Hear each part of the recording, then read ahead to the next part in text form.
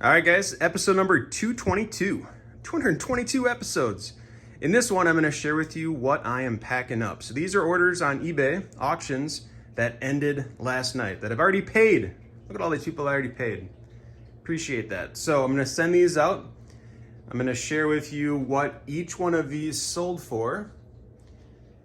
Here are some ones that are still waiting on payment, or they're still in auction. I got some auctions that end Friday and some on Sunday. There's all the single cards. There's a few more that are waiting. You can kind of see my setup. So these are all the Griffies when I make lots of 250 cards. These are all the Griffies that I have left. Here are the player sections that I have. Don't have many more Judge cards or Ohtani cards, but I still have more. I see Trout hit a home run last night, so I'll make another lot of Trout soon. But I'm also going to make lots of Kershaw and DeGrom. That would be kind of cool. Love these. If you ever tried those. All right, over here, here's some more stuff that I'm going to list soon. Organize this a little bit. I don't have a problem. You have a problem. Bo Bichette. The Topps cards sell for about $1 a piece now. So it's not an expensive PC. Gotta love the Josh Trout cards. Got a whole bunch of mail I gotta open up eventually. All right. So here is the setup that I have now. I'm gonna set this down carefully. I'm gonna go through what each of these sold for. So I see other YouTubers that are non-sports cards kind of do the what sold video, and they've been fun to watch. So I decided to give that a try. So I'll do another what sold video probably later in the week, maybe in between the mail day video. All right, first off, we have 15 Derek Jeter cards, all different. Some minor league, some from 93. Very happy with that. Next up, we have a local collector. So free shipping there. I'll deliver it to this person in Rochester today. Happy with that. Number to 300. It's a nice long-term card. Second year numbered card. This one, you run the risk. So sometimes when you do auctions, it goes way over what you thought it would go. This one went way under. So I would have expected this to go for 80 to 100 bucks. I would have obviously bought it at 27, but it happens. So a lot of people are hesitant with doing auctions because this might happen. But out of the 25 orders that I'm shipping out, only 2 cards went under what I would have hoped for. So that means that 23 went higher than I was expecting. So it balances out if you're okay with some losses because there's a lot of gains. Works for me. But I can definitely say there's a lot less auctions now than there was a year ago. So I have less competition when I do auctions. Jose Canseco, these typically go between 15 and 25 a piece. That's a majority of the interest there. These are about $1 a piece, $2 a piece. Very happy with that. I would have been happy with 125. That's kind of what I'll get after eBay fees. This one I would have paid 53 for. I think this is a great deal. So the 2 that I think went lower than I would have expected are these 2. I think honestly, if I were to crack these out of the PSA slabs and sell the 7 and have a lower shipping, I think I would have got more. But I'm not going to go through the hassle of taking those out as well. We have 14 medallions from 2022. I think these are all Series 1. I think that was the first medallion, which is fine. $1 a piece, especially with some 3 Joey Vottos and duplicates there. This one I'm fine with. I bought a bunch of the Derek Jeter PSA 8s. It's one of my bad investments. I could see myself not buying a whole lot of autographed or PSA cards in the future. I definitely like raw cards better, but that's just my opinion. So I still have about 15 of these left. I'm fine with it. Move on to the next thing. I like buying bulk lots instead. I think I'm done with the PSA game. 86 Topps, 6 rookies. Got the Steve Young, Reggie White, and so forth. That's fair, $22. Julio Rodriguez, the Bowman Chrome goes for about 30. These are about a buck a piece. I think that's fair, 56, happy with that. This one, I think I bought the two maybe 2 years ago. I think they were like 75 to 80 a piece. So after eBay fees, I might make 10, 15 bucks, but man, I've loved having these. They're unique pieces. So I already had someone reach out and said, miss the auction. If the buyer doesn't sell or doesn't pay, reach out to me, but the guy paid right away. Unique items for sure. This one went under what I thought it would go. So they went about $6 a piece. I think the only one that I purchased way too high was the Christian Yelich. I think everything else I acquired for less than $10 or in a collection. So I guess at this point I'd rather have the 120 or 100 after eBay fees. But I think at the card show, if I were to put these at $8 a piece, I think most of these would have been picked up.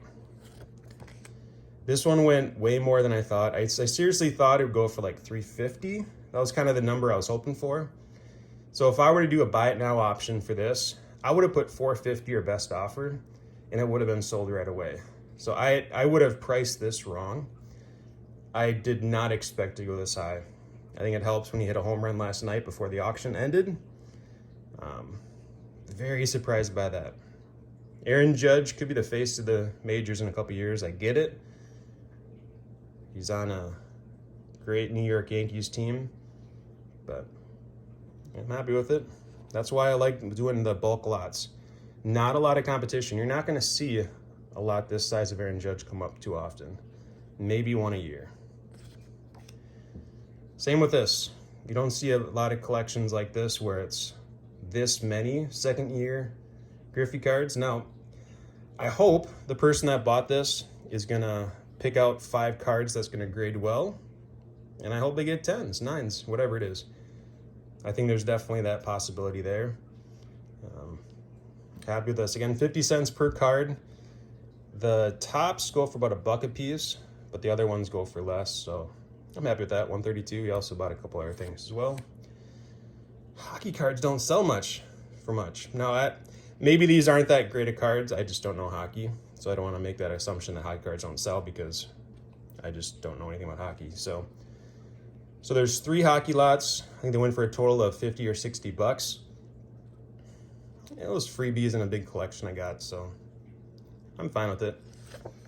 Shohei Ohtani. So these are 250 Topps cards in the last 5 seasons. 161. That's fair. I'm happy with that. $30 for 30 medallions. So these have been my favorite medallions over the last 10 years that they've done that with blaster boxes. I just love the iconic rookie cards. I think that's fair. 30 bucks.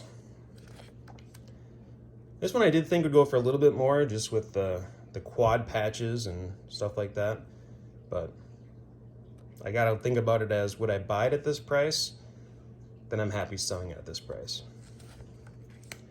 Aaron Judge, these are all Donruss cards, so you can definitely see that the comparison between Topps and Panini when it comes to baseball, just the interest in that. So the Topps cards went for about $2 a piece, or $1.75. These went for 50 to 60 cents. So big difference in Topps versus Panini for baseball. Steph Curry. So the person that won this won 4 other lots. So they saved, I think it was $34 shipping, dropped it down to $12. So I gave a big discount. I'll throw it in a medium flat rate box. So I'll lose a couple bucks for shipping, but I appreciate the interest in multiple lots. Here we have 85 autographs I did include. So as the lots continue in the future, you're going to see better quality ones because I shaved off the lower end ones from my collection. So whenever I do big quantity lots, I feel like the price is going to keep going up because they're going to be better autographs in the lots that I do. These went for $1.50 a piece. So this one is closer to complete set, less duplicates. There's a couple duplicates, but this one, if someone's going for the set, they got a really good start with that. Next up, we have 120 autographs for football. $280, so $2.50 per card. So a lot of these are dollar cards. A lot of these are $3 to $10. So I think that's a good price. So recognizable names, not a whole lot of Hall of Famers, but recognizable names that were in some Pro Bowls, etc. Luka Doncic, about $1 per card. A lot of Chronicles and Hoops and Donruss in there. Happy with that. Surprised this got this many. I'll put together another 250 card Derek Jeter lot soon. It's about $1 a piece. Very happy with that one. LaMelo Ball rookies, about $2 a piece. Happy with that one. Giannis, maybe 75 cents a card. Now I could individually list this, get a scanner, but the process would take too long. If I wanted to do 120 listings, make, 50 cents on each card, it's gonna come out about the same.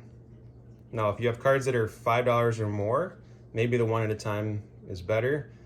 But for me, I'd rather have more time to sort cards and be with my family than packing up 50 cards every single day. That's sold for $1.50 a piece. But that's just me. And the last one I have here, we have 1,000 plus select cards from 2013-14 select, including one gold rookie number to 10, 2 complete sets, and a bunch of extras. So $50 all in. Happy with that one. So those are the ones that I'm shipping out today. So all of these will be shipped out today. It'll take about, let's say, 2 hours to probably package all these up, and then I'll head to the post office. They're gonna love me when I show up with all these packages. I always feel like when I bring this many packages, I can just feel the eyes looking at me from the line behind. What I did last time when I had this many orders, I only brought in 10 at a time, just so I didn't take up too much time, valuable time, especially when they're in their lunch break from like 12 to 1, there's only one employee there. So I'll try to be kind with that. All right, guys, thanks for watching. I'll do another video similar to this later in the week after the ones on Thursday night end. Thanks for watching.